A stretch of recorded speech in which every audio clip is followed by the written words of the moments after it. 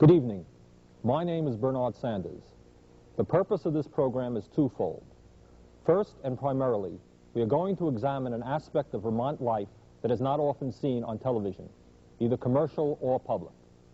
We are going to be looking at poverty in Vermont, the economic misery, totally unnecessary in my view, that is grinding down the lives of tens of thousands of Vermonters in every area of our state.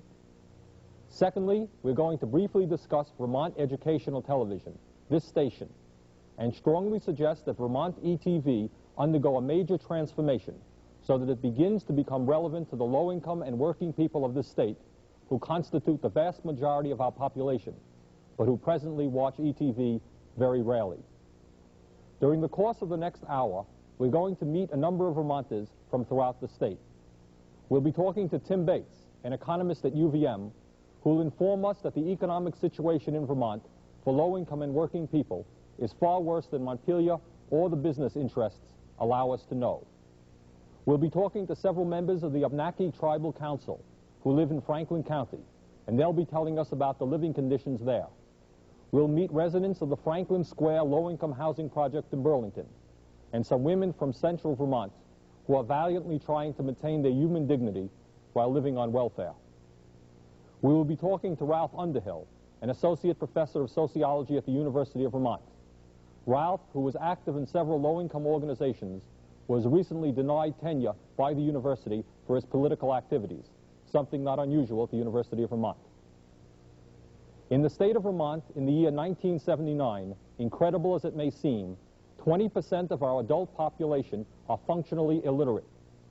Marty Majoris, who works with the Adult Basic Education Program in Winooski, will briefly discuss functional illiteracy with us and what it means to be a functionally illiterate worker.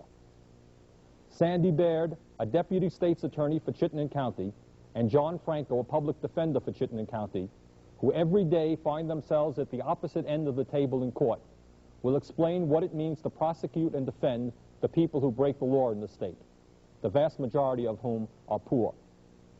John Galmore is a folk singer from Orange County, and he'll be singing for us tonight a well-known ballad of the American labor movement called Joe Hill.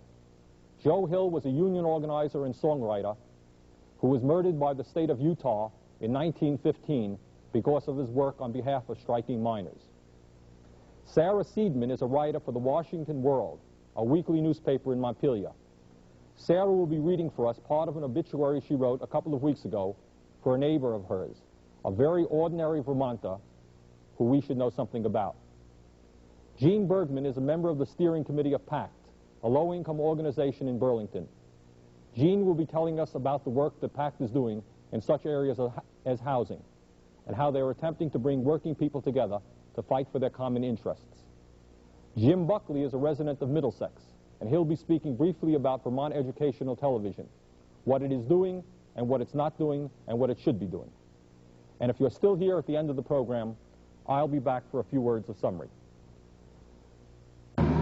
This is Ruth Billings. Ruth, you're a volunteer worker at the Old North End Food Co-op here in Burlington. Right. Ruth, recently the federal government has made some changes in the food stamp program affecting low-income families. Can you tell us what effect that's had on your family and on other families? Real bad. I got cut from $131 to $48 a month.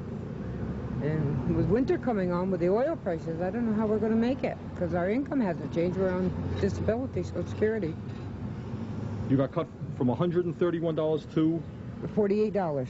And what was the justification for that? How do they expect you to live on the difference? No, they don't care. I mean, they just told me that that was a new regulation. They couldn't do any different.